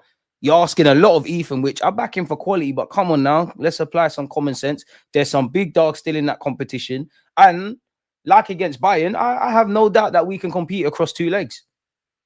But are you going to put the ball in the back of the net? Or are we going to come out after the game and talk about fine margins and all of that jazz? If Newcastle, if they get champs, it's going to be long, bro. You're not getting Isaac if you're coming with silly little boy money. Like, you need to be running them 110, 120, all the way up to 150 million, you know. And there, Isaac's got no reason right now not to sign a new deal. Management lacks bravery, but fans will tell them. And that's one thing on the pitch, Arteta, I do think in-game reactions, you lack bravery, bro. You just die on your sword. We're just going to do the same thing again and again. Then when I know when I see Sterling, and in that case, 15 minutes, Calafiori playing on the right, that's it. Pardon me, the only one you've had trust in off the bench at a period been when Trossard was on the bench, and by default, Ethan now. Other than that, it's an idiot thing. DG, we are used to this, bro. Our trophy is to get top 4.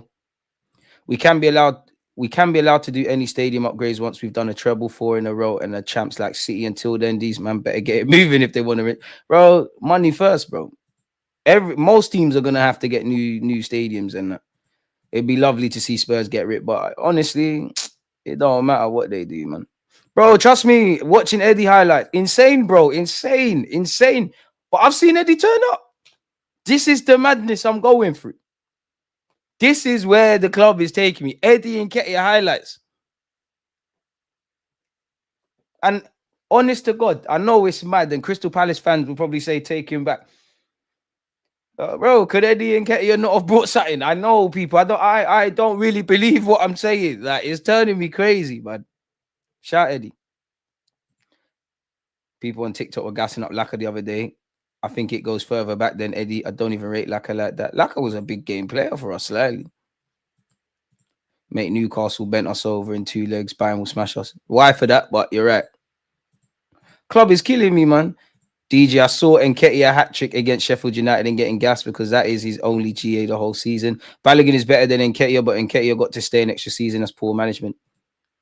It's neither here nor there at this moment, man. Like, you know what, in life, man, I believe in accepting life. I believe in being hopeful for the future. Yeah, man. A man said Stephen Bergwijn, what's up? Do you know what? Yeah, the internet is funny. I keep hearing the Stephen Bergwijn one, which, come on, man. Like, you lot used to run the Errol Spence one. Run that, man. Because Gally will message me, like, oh, yeah, you do look like Errol Spence. I'm on that. No, they don't. If anyone's listening, I am lying. Shout me single in that. But run the Errol Spence one. I keep hearing Bergwijn, and he's clapped, bro. Pause. Like, I'm like, I can slice it, but I'm like, right, do you lot think I'm clapped in it? Is that what I look like? And then the worst one is there's one done on my follow me on TikTok, people. Deluded Gooner. There's one done that any video I upload, he just says little D with a question mark. I'm like, raw. And if you know who the hell that is, you're crazy, man. Giroud would be cool today in the squad. Giroud would be cool. I know we had these issues at Arsenal. And we'd probably be looking at Giroud in the same way we do Kai Havertz, because that's another example of taking someone that's a good facilitator, a good player for the squad, but trying to make them the difference maker. Giroud was a good player. For us, he was doing fuckery, like going on the goal droughts, because we're making him the Van Persie replacement, which essentially he was. For France, I'm sure, you know, he's obviously top goal scorer now, but the time they won the World Cup, he didn't score in the whole tournament. I could be wrong on that. But I'm not saying that to diss him. He's a facilitator. He made all the other players better. The same logic at Chelsea. Bro, Giroud walks into this squad. Giroud, bro, start Giroud. Giroud, where are you? I hope you're in Saudi getting paid, man.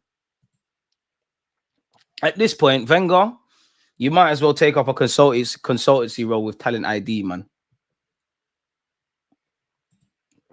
Crazy. Isaac said he wants Champions League next season or he can't. He can say that, but you can't. You got 2-3 years on your deal. Newcastle are going to price you out of a move. Of course, you can scream and shout and shake it all about and do all of that. Now, if it's a thing where I think even if Isaac makes that something, and I'm not saying he's going to sign for Arsenal, yeah, they could probably keep hold of him for another year. Now, when you've got a year left on your contract and you've shown no willingness to sign it, I think Isaac is going to sign a new deal. There you have it, really and truly. But yeah, let me share my screen with you lot, people, and let's carry on, man. Big up you lot. Time is flying, isn't it? If you look at this statement from Mikel Arteta in the aftermath of the Newcastle game, when you want to be in cup finals and win trophies, in the end, those are the fine margins. Oh, more fine margins, chat. They've been really effective in the box in the two games, and we haven't. Overall, that was the main difference. Now, obviously, you don't know that's Newcastle, but if you isolate that paragraph, maybe I'm naive. Have we not said that multiple times this season? Have we not heard that talk multiple times? And last year, if nothing changes, nothing changes. Keep hearing about fine margins. And I said in this, I replied to it when I tweeted. Seriously, how many times have we said this exact same paragraph throughout the season? Like last season, we'll have outlier games like City. But as I keep saying, none of these issues we currently face are anything new. Now, I don't have all the answers. I don't claim to be a know-it-all, but maybe there's that. And in 2024, and this is not me trying to blame Arteta or the players. Again, I can only go off what you lot are saying. Perfection in the league requires different standards to relate to that word, to winning the Premier League. We know there are certain positions that we want to improve and give the squad better resources, especially in terms of numbers where we are very short. We are so close, those moments where we had really fine margins. So what's changed? I think in terms of the specific player recruits, Arteta, you have to hold that. But he has said 3 times now last season, 4 if you include, in last year, 4 if you include what he said in the build-up to the City game about the depth. And this is what I mean. When the management and the technical staff or the owners are coming out and saying things and it's not correlating, I have to ask questions.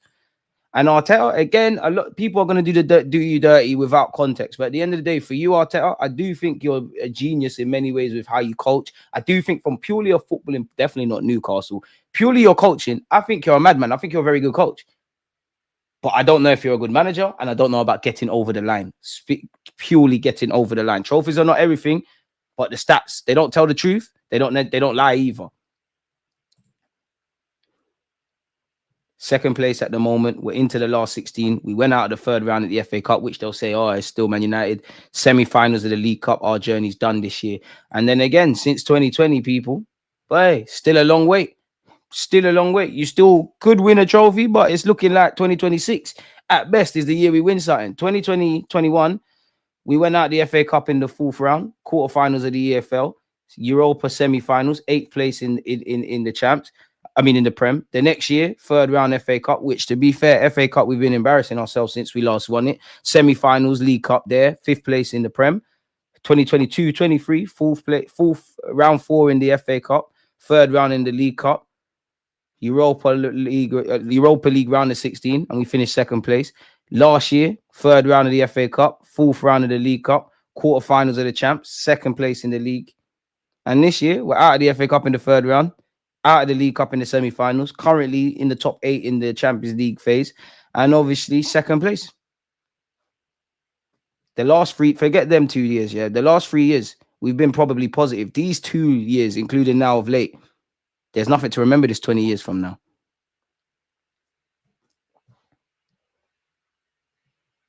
Big up Emery. I got love for Emery. He can do that, man. He was a better fit for Villa than he is us. Arteta is a great coach, you're right, but I don't think he's the man to get us over the line. We need our players to be a little more relaxed in situations where he doesn't lead by example. And that's my thing. I don't think people don't rate Arteta as a coach. That's great. I do think you're innovative. I do think, you can see the statistics. There's many good things. That's great. You've got us to this point. For me, over the line thing. Over the line thing. Over the line. You've shown you've been unable to do that. And I'm not saying to keep him or sack him or whatever. I don't really want to engage in that. But I just want to know, how long as fans do we continue? Because if we're in the same situation this time next year, what he said, or the year after that, how long is it? The man's got a 3-year deal. Within the next 18 months, decisions. So, yeah, man, we just have to keep it moving. Big up Newcastle. This is the 5th time Arsenal have lost to Eddie Howe's Newcastle in all comps under Mikel Arteta. Only Pep and Jurgen Klopp have beaten the Spaniard more times. I mean, the biggest testament I could say to Eddie Howe, beyond the obvious, because I've been filled with nothing but praise for him, is like Newcastle are probably lucky Tommy Tuchel's the England manager, because Eddie Howe has to manage England at one point. They got a good ownership, good manager, good players, probably a bit crippled by PSR at this moment. Yeah, man. He's not a great coach. He's just another good coach. I mean, I hear the way players speak about him. I hear the way Pep talks about him. From a tactical point of view, there are a lot of positives. Big you up for that, Arteta, and how you've you know, there's certain things people are jealous of about, and you're quite innovative. I do think you're great at purely that. But you see, the management thing, getting over the line and being a manager, that's all I care about. And the conversation is over the line. Newcastle's record against Arsenal: 3 games, 3 wins, 5 goals, clean sheet. Perfect. You know, Eddie Howe, you therefore have to take, which there must be a bet on, like they either get a day off, an extra double pay. There must be something beyond that, and they deserve that. As for Arsenal, isolated to that Newcastle game, every player needs to donate their match fees either to refunding the travelling fans or to charities close to the club, because you shouldn't be paid for that. Newcastle have now played 3 matches against Arsenal this season, keeping 3 clean sheets and scoring 5 goals. Isaac, Gordon Murphy, Anthony Gordon, and Murphy have killed us, really. Isaac and Gordon walk into our team. I would love them, man. Jamie Redknapp said it best. I've never seen Gabriel and Saliba so uncomfortable, and that comes down to the quality of Isaac. No shame in that. There's not been, you can count on one hand how many times they've been ripped like that. Isaac's a quality player. I know football's a bit funny in that good centre-backs never get ripped. I've seen Van Dijk, Saliba, Gabriel, John Terry, Rio Ferdinand, Sol Campbell. It happens. Boateng was a quality centre-back for Germany. Everyone laughed at him for getting ripped by Messi. This is football. I know social media fans think no defender makes a mistake and an attacker scores every game. Dead. And for all you XG merchants, you can have your XG. You can have that. You can have that. Ours is higher than Newcastle's. They won 4-0, bro, across the 2 legs. Ours is 4.79. Theirs is 3.38. 3-4, sorry. What does that mean? What does that mean when you've had 34 shots and created 8 big chances and not scored? What does that mean? And respectfully to Kyle, I'm not even getting at you, bro. You're relying on a man that's never been known for goals to score goals. It's not making sense. We've gone past this. Obviously, you always need to be innovative and things like that.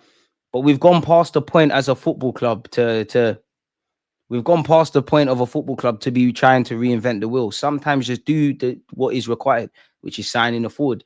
And you've got the celebration police onto us naturally, people. As you lot know, Gabriel Martinelli is set for a scan on a suspected hamstring injury. You saw him obviously come off. He's set for further tests. He will be traveling to Dubai, people like Saka and Ben White, and actually young Max Dolman. What is this? The truth about Arsenal's transfer window, the 4 forwards they targeted. But I don't really care about this, but let's see regardless, man. Can we skip through the tosh? Predictable. We know Martinelli's got a hamstring knock. We know Gabriel Jesus is out for time. In an ideal world, Arsenal wanted Jesus to play out the season. Their logic to that viewpoint following a difficult start. Jesus has scored 6 goals in 7 matches before his season ended prematurely against Man United on January the 12th. I mean, we're still doing this. These are purple patch players, bro. He was hitting form before disaster struck, but it was only when his ACL injury was confirmed did Arsenal narrow their January business to the recruitment of a striker. At this point, you don't know my thoughts. I know yours. Yeah. It's not making sense, is it? It really isn't. Potential moves for Bayern Munich's Matthias Tell and Alvaro Morata were discussed internally, although the club fell short of making offers amid a feeling that neither would provide the level of impact Mikel Arteta's team required. It must be, but I must be watching prime Barcelona's forwards. I must be.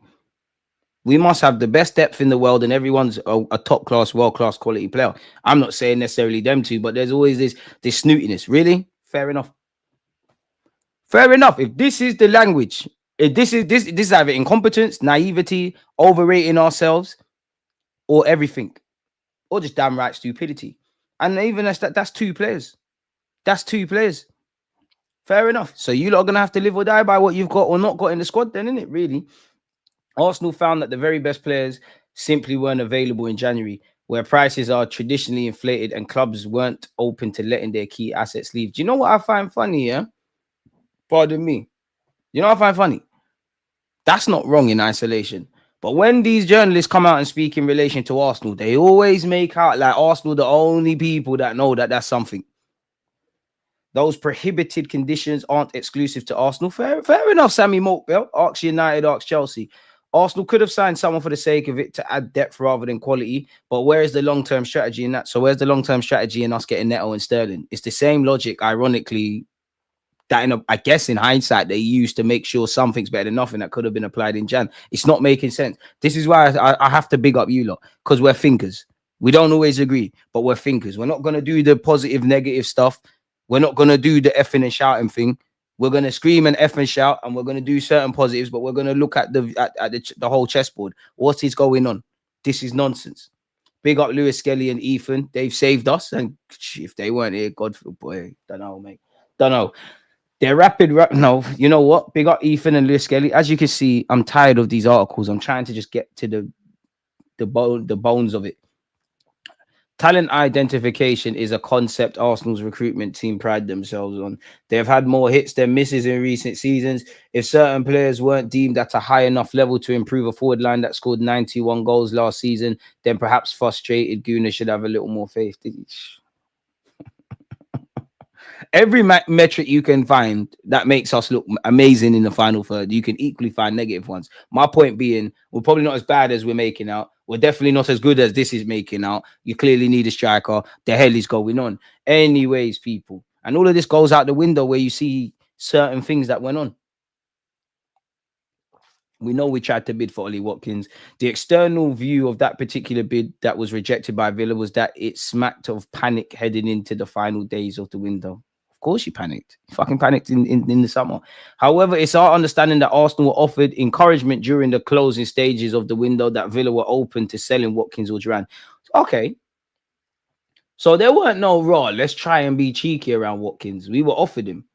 So in theory, despite all of this, you were prepared to sign no one or not even really attempt. You lot have to hold this. I don't care if it's Arteta, if it's sporting directors, if it's them. My sympathy is extended to the players because even Declan Rice came out and said we had to play Tierney left wing. I'm sure the gaffer will do something. My sympathy goes to the fans because we deserve a bit more than this. Everyone else, you lot have to hold that.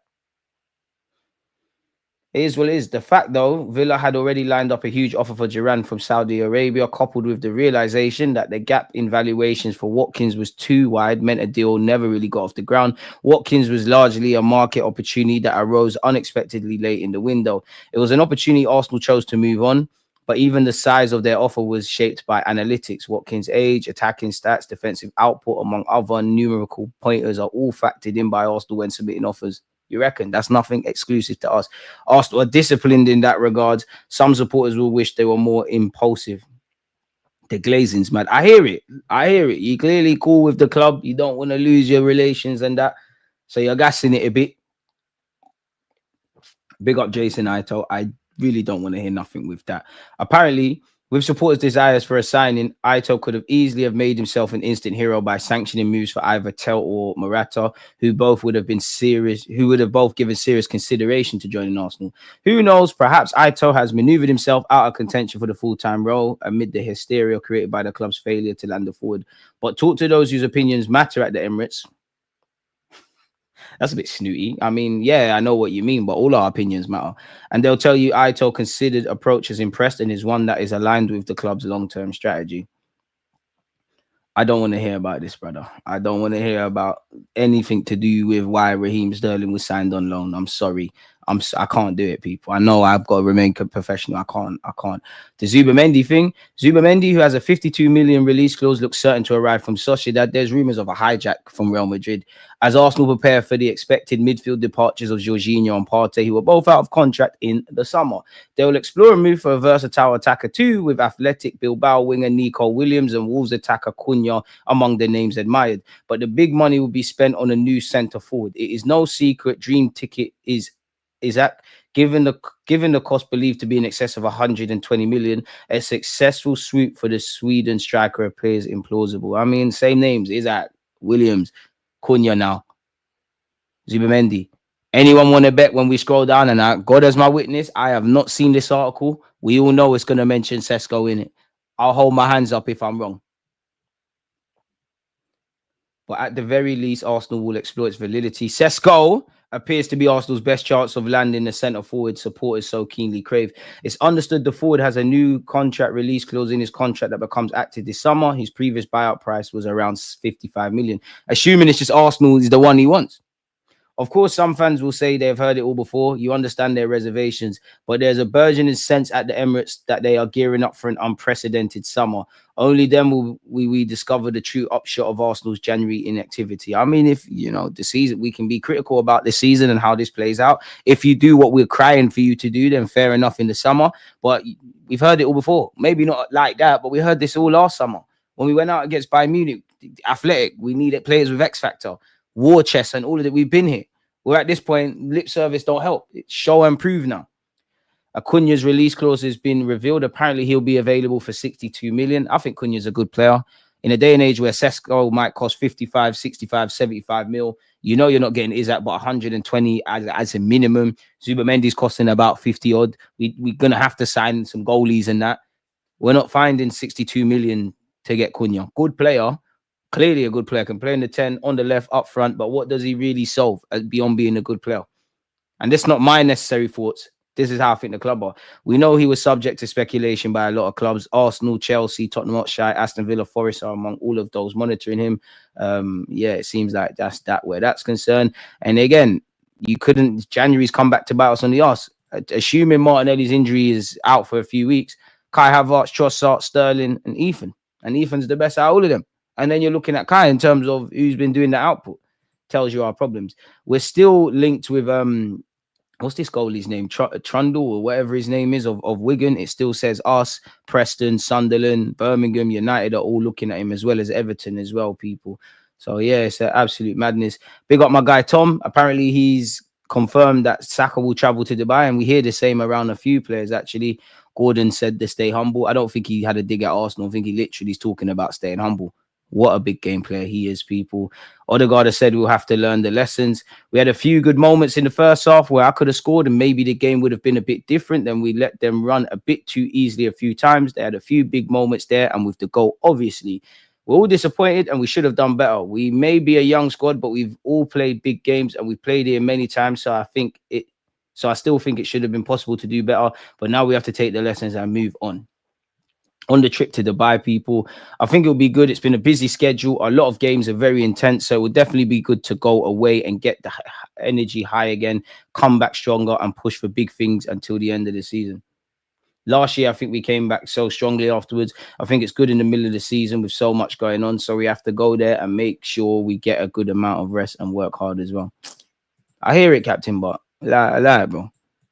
I don't want to hear it anymore, man. I'm kind of tired of hearing these things. R.I.P. Christian Atsu again, each and every time, people. Arteta disappointed to miss out on the final.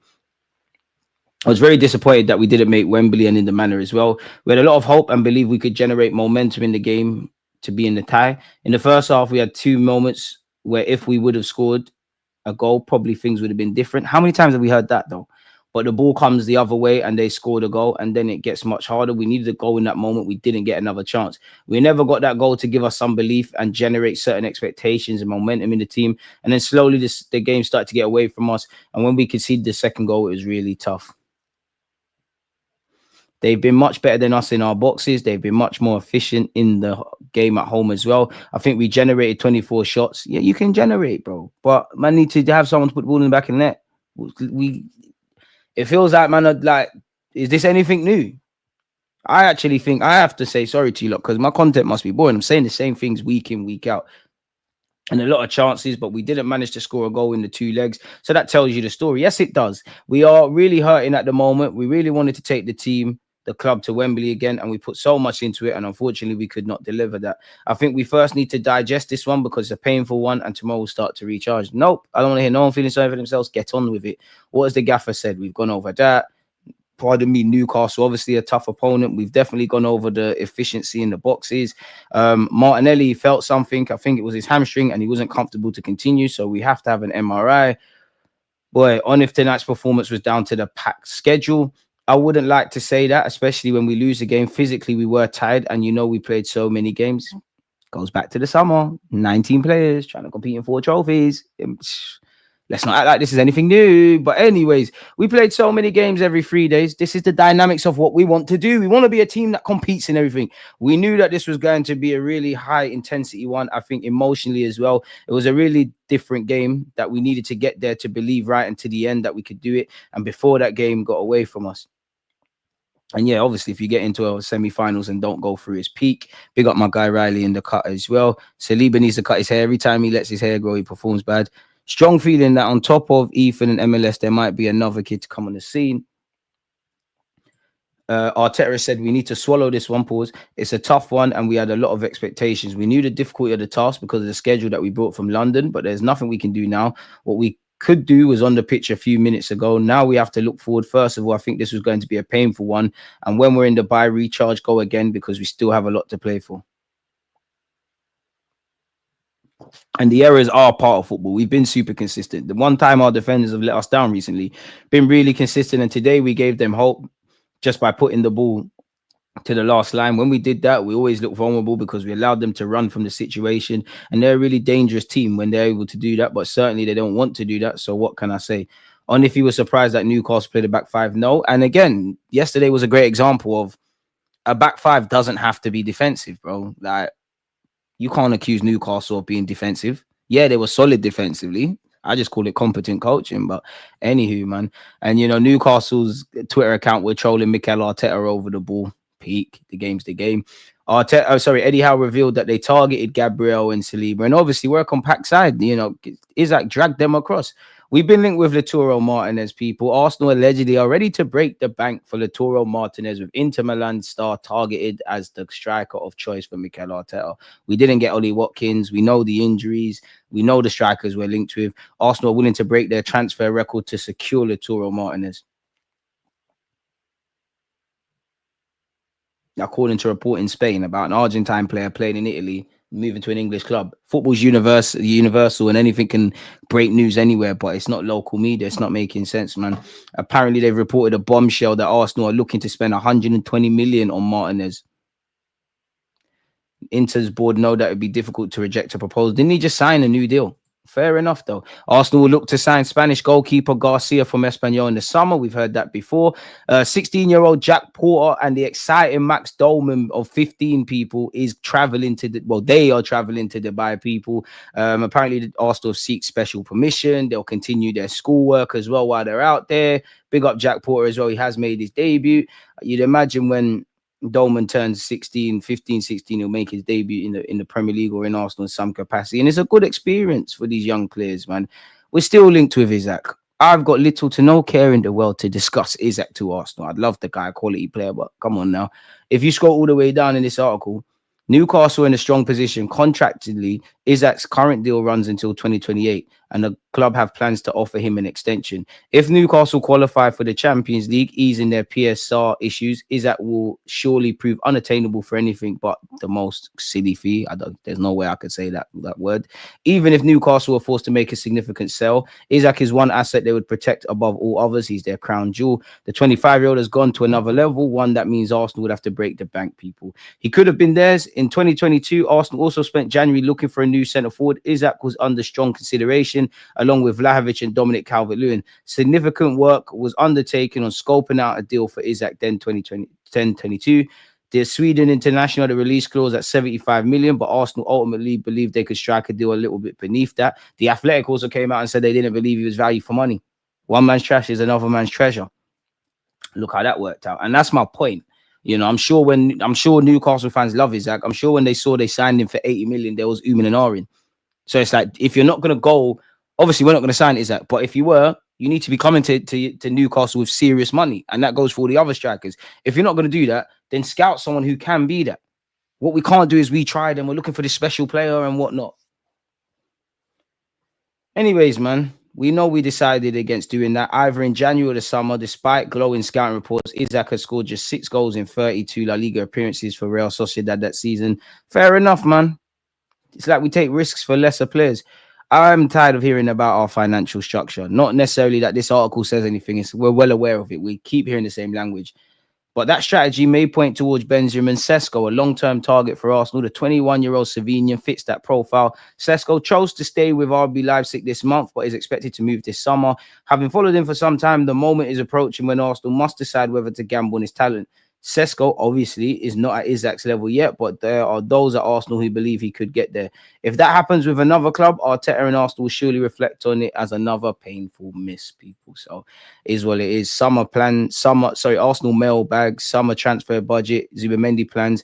Are Williams or Watkins realistic?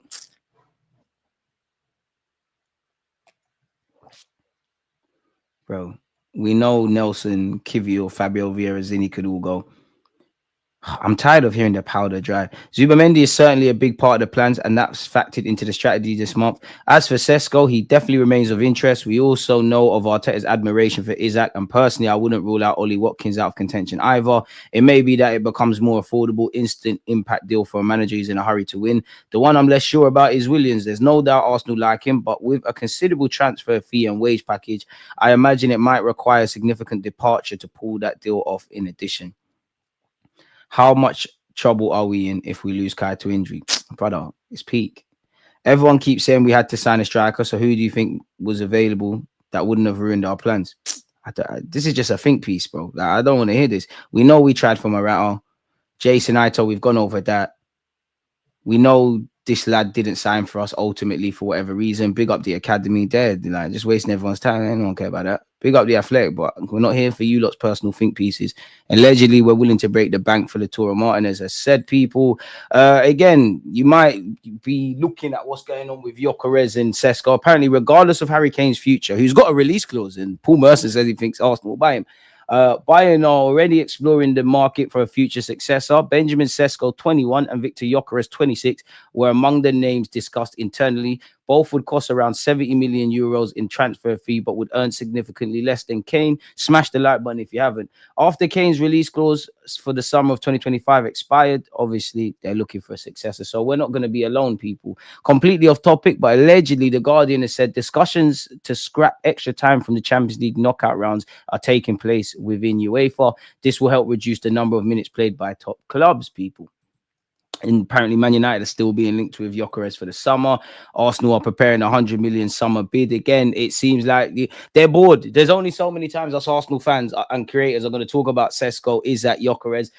Full circle moment. We're getting linked with Watkins again. We're getting linked with Vlahovic again. We're getting linked with Lautaro Martinez again. Just got to throw Dominic Calvert-Lewin in. And it's 2022 all over again. Or Osimhen for no reason. Martinez has thrived at Inter, has won 2 Serie A titles and 5 domestic cups. He finished as a top goal scorer in 2022, 23-24, voted best player in Italy in 2024, and is obviously a World Cup winner, people. And Copa America. I mean, playing with Messi is great. And we're still monitoring Sesko and Isak, people, and it will cost 120 mil. I would love Isak. I'm sure a lot of people will. And this is what I mean. We can keep lying to ourselves. Arsenal are the second top goal scorers in the Prem this season with 49 goals. Because some people like to pretend that we're doing this thing.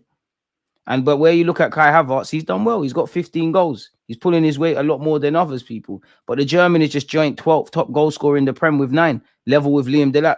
Goals make the difference whether you're trying to stay in the division, win the league, Champions League places, etc.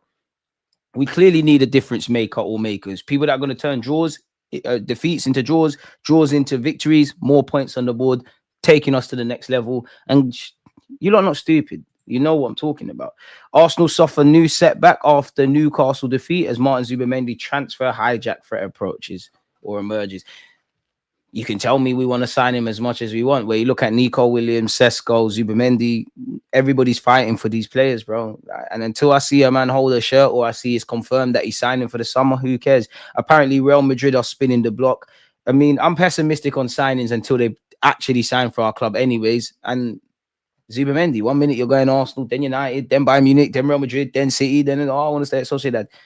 Apparently, we've heard we're set to trigger his 51 million release clause. It's claimed, people, pardon me, that Arsenal was set to pull off a major coup by beating the likes of Liverpool and Madrid to Zubamendi's signature.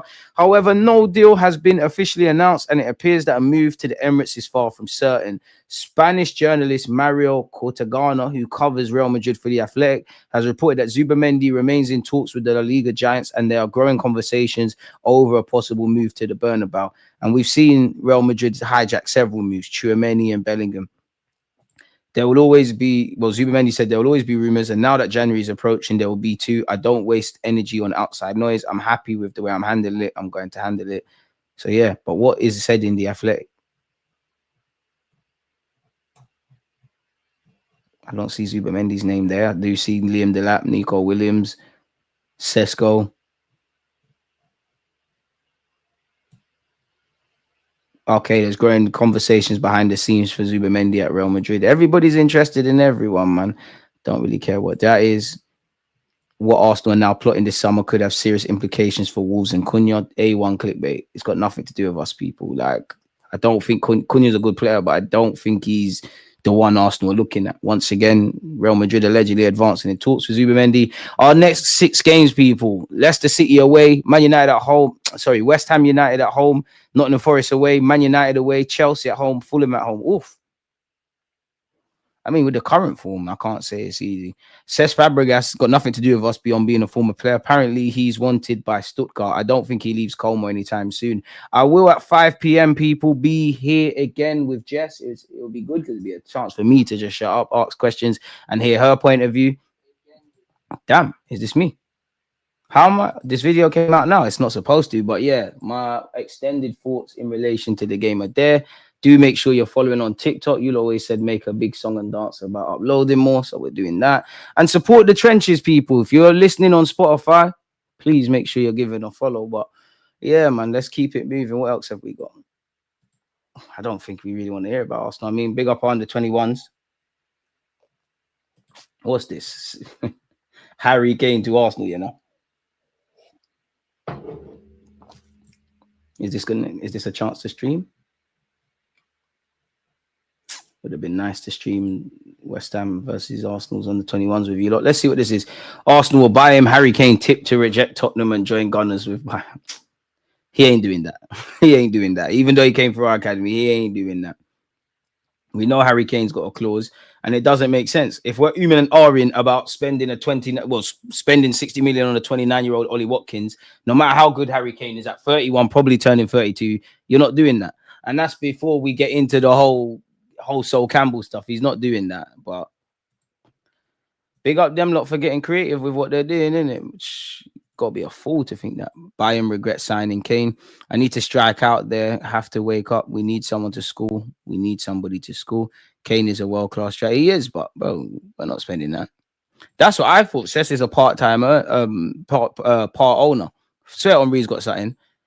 Arteta's favorite word is profile. Cunha's the right profile need right now. We want a flavor of the month. Jesus.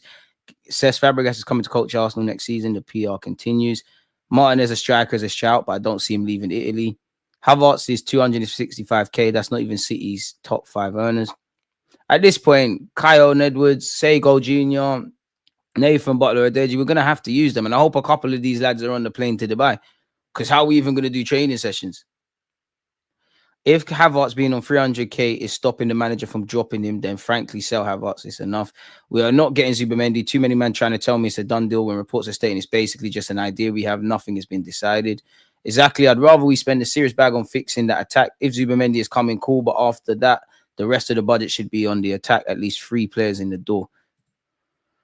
Well, you don't know it. I know it. I know we think we know everything as fans, but surely. I genuinely believe we should move on from Isaac. Club is just using him as an excuse. Newcastle don't like Arsenal. There's tension on boardroom level, according to reports, not happening. If you put the money down and he wants to sign, then he wants to sign. But for me, we're not going to be bidding 100, 110, 120, 150. So I'm with you. Let's just move on, bro. We should have just done the Sesko deal, just lied to man and promised him a regular role. I lie? Arteta apparently lacks a lot of strikers, allegedly. We're cooked, bro. You know, somebody's Max Dolman comments has gone. I'd imagine he's being groomed to get into the first team eventually, but He's 15, 16. It's so stupid not to splash money. It's like we're saying a big trophy win is worth less than a 40 to 60 investment. DG Jesus might have hit if he had continued that patch of a few more games. Maybe. If we had just held on to certain moments last season, if we had just won one game, we would have won a league. That's all ifs and buts, my boy. I can only deal with what's in front of me, and that's blood. Evident stagnation is peak right now, man. Like, if Errol Spence and Ashley Waters had a kid, Ashley Waters, that's a new one. Ashley Waters, that sounds a bit racist. I look nothing like Ashley Waters. Oh, mate, this fan base gets farmed by the media way too much. The summer is going to be a memorable one. I'm more than happy to make content and talk about these footballers, but boy, Arsenal is in society. You need to think in it, and I think there's not enough. There's too many sheep in our fan base. You need to think. I'm not saying you need to think exactly like me, but you need to think and draw your own conclusions. I think there's too much people that, and it's just hidden in copium. It's hidden in copium. Football captures all the emotions. In general, man just want to believe. ITK's in the summer about to have a lot of food. Oh, if I was at ITK, we've had conversations around Sesko and Isaac. You just need to be right. You can waffle about 10 million stuff. You just need to be right about one. And these ITKs on Twitter, they're all babies anyways. They all just indirect each other. Like, I knew more than you. They all just want to be first rather than right. Nobody can back up these claims, because they got a big following. Social media is weird in that people behave like their friends. This is, for me, on the best of days, and definitely where social media is concerned. Until I see a man holding a shirt, I wanted to play for Arsenal. I watched Tony Adams and this one and that one. Forget it. I was going to have to step up now. We have 2 cups, only the champs and the Prem. They have to wake up and do something. Then make up your mind, guys. Big up DG. I'm feeling like Sesko isn't enough now. The board has effectively written off the season. Now they have to put pressure on themselves to deliver in the summer, and the fans only want quality. It is what it is, man. I'm at the point seeing is believing, innit? Seeing is believing. I still find it funny that people refuse to believe during the United takeover saga and making his Spotify bid that the clubs would be worth 10 billion to this. Boy, I don't know. Where could Kane go realistically? I don't know. I don't see Kane leaving in the summer. I always thought, I don't know, things can change, but Spurs return. He doesn't strike. Well, do you know what? I would have said I could see Kane abroad, but I wouldn't have said Germany, even though he's probably a good fit. I wouldn't imagine he's going Saudi anytime soon. Naturally, next year or so, you'd imagine he returns back to Spurs, if I'm honest with you. So we'll have to see. But we've been here for close to 2 hours, people. The good news is, the bad news is I'm going to leave you lot now, freshen up a bit, eat some food. 5 p.m. I'm back with Jess. 7:50 we will be watching Liverpool versus Spurs. So yeah, people, you lot's differences of opinions, questions, talking points, general support, super chats, my members, my mods. Appreciate you lot, man. I can't guarantee success for this club. You lot know if I could, I would. The only thing I can promise is win, lose, or draw. I'll consistently be here, man. Without you lot, the platform's nothing. Journey to 70k is still alive and kicking. Obviously, I let you lot down last year, and over my dead body, would I let that happen again? This year, we're getting 70k, man. Maybe even with some change. So, yeah, you lot stay safe, stay blessed. We'll link up again soon, man. Peace.